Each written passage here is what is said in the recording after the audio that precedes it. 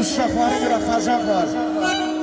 Ay qarqalar, qoy qəm bozatmasın uzun anamın. Deyin uşaqları bırakacaqlar, qoy qəm bozatmasın uzun anamın. Bir gün qırılacaq zülüm zənciri, bir